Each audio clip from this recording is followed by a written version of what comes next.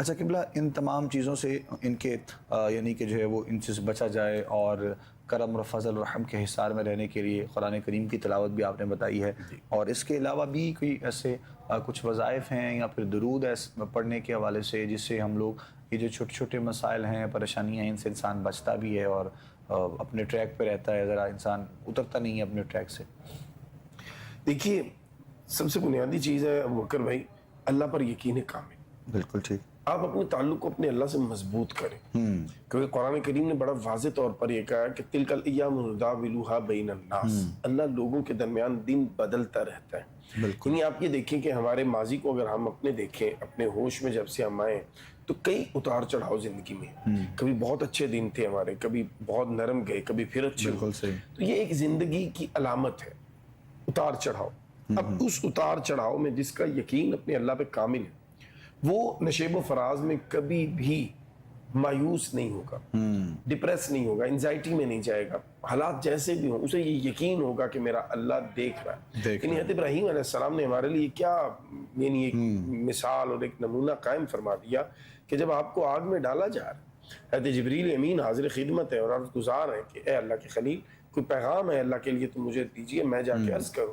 تو حضرت ابراہیم علیہ السلام نے فرمایا کہ میرا اللہ جانتا ہے، اور اگر میرا اللہ میرے اس حال میں راضی ہے تو میں بھی راضی ہوں۔ میں دعا بھی، یعنی وہ تو اللہ کے خلیل ہے نا، ہم تو خیر دعا کریں گے، لیکن انہوں نے تو دعا بھی نہیں فرمائی کہ میرا اللہ جانتا ہے اور میرے اللہ کی رضا یہ ہے کہ مجھے آگ میں ڈالا جائے تو مجھے آگ میں جانا قبول ہے۔ حضرت ایوب علیہ السلام کے بارے میں آتا ہے کہ آپ کی اہلیہ نے جب بیمار ہوئے تو آپ کو کہا دعا کیجیے اللہ سے شفا یابی کے لیے، تو انہوں نے اپنی بیوی صاحبہ کو یہ جواب دیا کہ 70 سال تک میں اللہ کی نعمتوں میں رہا، اللہ کی کرم نوازیوں میں رہا، تو 70 دن بھی اگر میں بیماری برداشت نہ کروں حوصلے سے اور دعائیں کرنی شروع کر دوں تو مجھے شرم آتی ہے اپنے اللہ سے۔ تو یہ اللہ کے نبیوں نے ہمارے لیے ایک مثالیں ضرور قائم فرما دی ہیں کہ آپ نے اپنے اللہ سے تعلق مضبوط کرنا ہے۔ قرآن کریم سے اگر آپ رہنمائی لیں تو قرآن کریم دو چیزوں کا حکم دیا آپ کو، پریشانیوں میں، بیماریوں میں، تکلیفوں میں، مصیبتوں میں۔ کیا؟ استعینوا بالصبر والصلاۃ، ایک تو صبر نہیں چھوڑنا، دوسرا نماز نہیں چھوڑنا۔ نماز سے مراد یہاں عبادت، یعنی عبادت میں کوتاہی نہ ہونے پائے، عبادت میں آپ قائم رہیں، صبر کا دامن نہ چھوٹنے پائے، بالآخر آپ سرخرو ہوں گے۔ اور بہترین مثال محرم الحرام کا مہینہ ہے ہمارے سامنے مولا حسین کی، آپ نے صبر بھی اعلیٰ درجے پہ، نماز بھی قائم رہی، عبادات بھی قائم رہی، عاشور کی رات ہو، عاشور کا دن ہو، مولا حسین نے نہ عبادت میں کمی کی ہے، نہ صبر کا دامن چھوڑا ہے، اور آج 1400 سال کے بعد ہر گلی، ہر مسجد، ہر قریہ، ہر شہر، ہر نگر میں یا حسین کی صدائیں گونج رہی ہیں۔ یہ دراصل اس بہترین زندگی کے گزارنے پر اللہ کی طرف سے ایک چھوٹا سا انعام ہے اس دنیا میں کہ دنیا والوں دیکھو، جو میرا ہو کے جیتا ہے اور میرا ہو کے دنیا سے جاتا ہے، پھر کوئی قریہ، کوئی بستی ایسی نہیں ہوتی جس میں اس کا ذکر نہ گونجتا ہو۔ ہر بندہ ان کے ذکر کو سعادت سمجھ کے کر رہا ہے۔ تو اس لیے آپ کی اور میری تکلیفیں جتنی بھی بڑھ جائیں وہ کربلا والوں کی تکلیف سے نہیں بڑھ سکتی۔ تو اس لیے حوصلہ کیجئے، صبر کیجئے، اور نماز کے ذریعے اپنے اللہ کی مدد کو پکاریے اور درود پاک کی کثرت۔ یہ بھی تو ایمان کا حصہ ہے نا کہ ہمیں بتایا جاتا ہے، سنتے ہیں اور کہا جاتا ہے، اور کہ اللہ رب العزت کی ذات اپنے بندے کو امتحان میں ڈالتی بھی ہے اگر تو اس قدر کہ وہ برداشت جو ہے وہ کر سکے۔ یہ تو قرآن کریم نے کہا نا، ربنا ولا تحملنا ما لا طاقت لنا تحمل علينا اصرا كما حملته على الذين من قبلنا ربنا ولا تحملنا ما لا طاقت لنا۔ یہ دعا سکھائی اللہ نے کہ مجھ سے دعا مانگو، میں نے پہلوں کو بھی تکلیفوں میں ڈالنا ہمیں بھی تکلیفوں میں ہے، لیکن اللہ کا یہ ایک نظام ہے، ایک اصول ہے، ایک ضابطہ ہے۔ اللہ کو اپنے بندوں سے بڑا پیار ہے۔ اللہ آپ کو اور مجھے اتنی ہی تکلیف دیتا ہے جتنی اللہ جانتا ہے یہ برداشت کر سکتے ہیں، لیکن اب کیا کریں، ہم اپنی برداشت کو ہی نہیں جانتے۔ ہم تکلیف آتی بعد میں ہے، شور پہلے شروع کر دیتے ہیں۔ تو یہ رویہ جو ہے اسے بدلنے کی ضرورت ہے، ورنہ ہماری مشکلات کو اتنی بڑی مشکلات نہیں ہیں۔ اللہ کے نبیوں کی مشکلات اللہ کبھی ان پہ دیکھیں، اصحاب کی مشکلات، اہل بیت اطہار کی مشکلات، یعنی اہل بیت اطہار کے ائمہ کو شہید کیا گیا۔ آج ہم کتنے احترام سے نام آئے تو گردنیں جھک جاتی ہیں، لیکن ان کو شہید کیا گیا، یہ حقیقت ہے۔ انہوں نے جانیں دی ہیں اپنی، لیکن کیا کہیں کوئی شکوہ شکایت ان کی زبان سے ہے؟ نہیں ہے۔ آپ کی میری تکلیفیں بہت چھوٹی تکلیفیں، حوصلہ رکھیں، اور اللہ پہ یقین رکھیں اور درود پاک کی کثرت کریں, نماز نہ چھوڑیں, انشاءاللہ اللہ تعالیٰ آپ کے دن بدلے گا.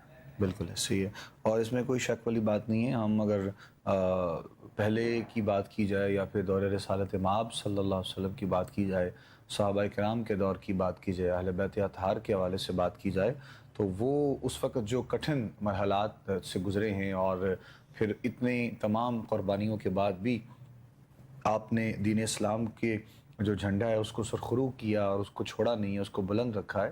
تو ہمارے ہاں تو آج کل کے دور میں تو یہ پریشانیاں یا مسائل تو پھر کچھ ہیں ہی نہیں, مطلب ہمارے نزدیک تو. اور ہم تو آسائشیں اور ان تمام چیزوں میں ہیں کہ ہمیں محسوس بھی نہیں ہوتا ہے.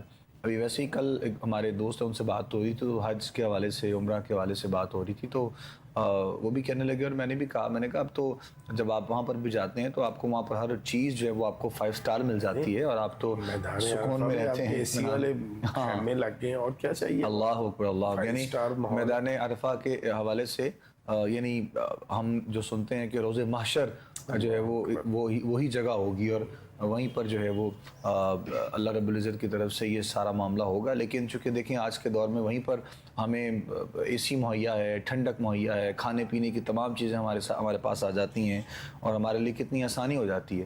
تو یہ تمام چیزیں کرنے اور سوچنے کے بعد بھی لیکن انسان چونکہ پھر بھی جو ہے وہ کچھ سوچتا ہے اور اس سوچ میں آ جاتا ہے کہ شاید میرے لیے بہت بڑا کوئی مرحلہ ہے کٹھن. تو یہ بہرحال اللہ کی طرف سے انسان کی زندگی میں چیزیں تو ہیں. اب ایسا بھی ممکن نہیں ہے کہ آپ آسائشوں میں ہی رہیں اور آپ کے لیے کوئی آزمائش نہ آئے یا پھر آپ جو ہے وہ کسی امتحان میں نہ آئیں. تو وہ تمام چیزیں دینے کے لیے بھی چونکہ پروردگار نے اپنے بندے کو بنایا ہے اور وہ جانتا ہے کہ اس سے جو ہے وہ کس انداز میں جو ہے وہ سارے معاملات جو ہماری زندگی کے حالات ہیں جی بھائی, اگر بیماری اور تکلیف نہ آئے, کئی ایسے لوگ ہیں جن کی زبان پہ شاید اللہ بھی نہ. ہاں وہی بالکل ایسے, بالکل ایسے توجہ ہی نہیں ہوتی اپنے اللہ کی طرف جب آسائشوں میں ہوتے ہیں. ہم تو پھر کسی اور دنیا میں مگن ہوتے ہیں. تکلیف میں ہی ہمیں اللہ یاد آتا ہے. میں سمجھتا ہوں یہ تکلیف بھی اللہ کی رحمت اور کرم نوازی ہوتی ہے جو ہمیں اللہ کے قریب کر دیتی ہے, ہمیں اللہ یاد کروا دیتی ہے. ایک دفعہ ہمیں دوبارہ سے اپنے اللہ سے رابطہ کرنے کا اور رابطہ بڑھانے کا موقع میسر آ جاتا ہے اور دنیا کی زندگی سے ہم تھوڑا ٹائم اپنے لیے نکال پاتے ہیں.